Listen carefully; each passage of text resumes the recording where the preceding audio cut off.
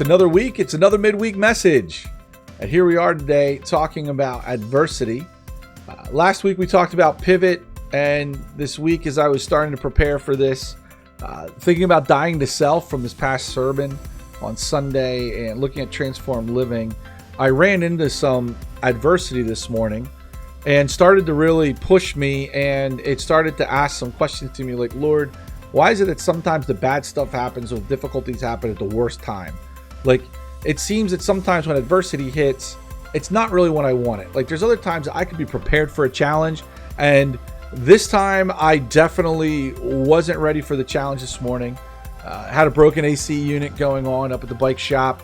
Just frustrating, a lot of bad smells. I had an appointment coming in. It was just one of those moments.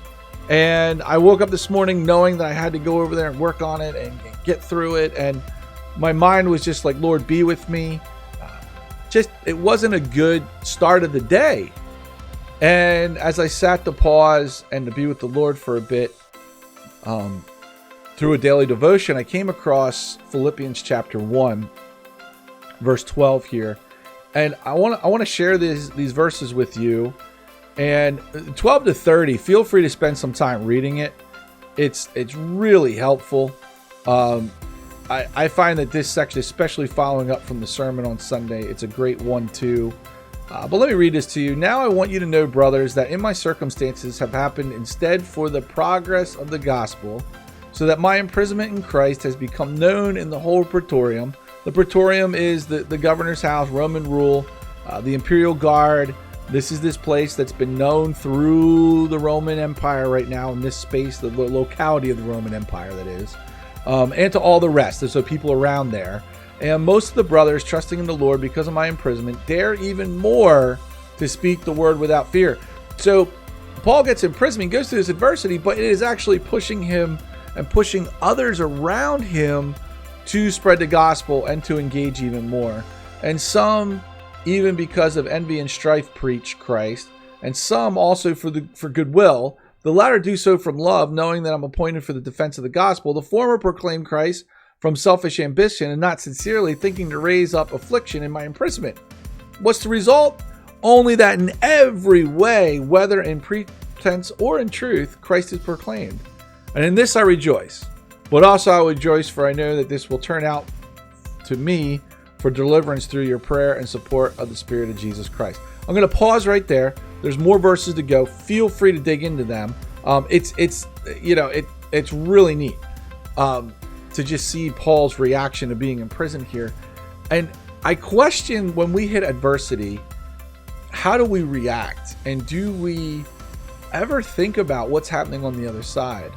So for instance, this flower here, I find it interesting, this image, as I started to look around for images about adversity, and there's a few pictures of like flowers cropping up through the cracks in the sidewalk, and all these different pictures about adversity and growth. And here is this beautiful imagery here of a fire-ravaged forest.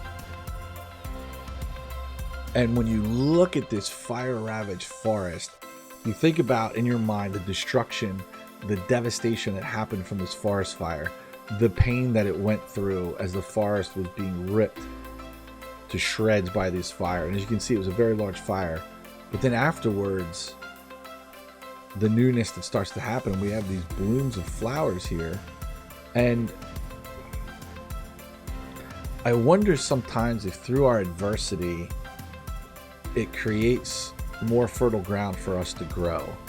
And I think about what Paul's talking about here, like, hey, I'm in prison, but there's good stuff happening. Even the bad stuff is starting to look good, right? Like, there's people preaching the gospel, and it's not necessarily for good intentions, but it's still being preached. And yeah, it makes me wonder a little bit, how do we react to adversity? And, taking the concept of pivoting from last week, taking a look at, dying to self. And when we start to put these things together, we can start to see that maybe we need to be looking for that picture beyond and asking God for the steps beyond the adversity. And what does it look like for us after the fact? And can we prepare? So, church, during this time of COVID, are we asking those questions of the Lord on where we're supposed to be moving through this adversity? There's a lot of uncertainty. I know kids are starting to go back to school. That's a big stressor.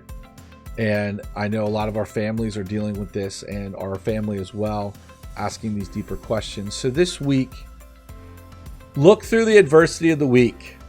Look beyond it. Maybe it's hard to, but start looking to see where the flowers are blooming.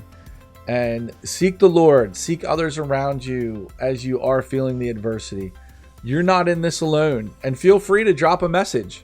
Feel free to drop a line to sroth@llmc.org. And just so thankful that you're taking the time today to hear this. Spend some time in the Word. Look forward to talking to you soon. And I hope you have a blessed week.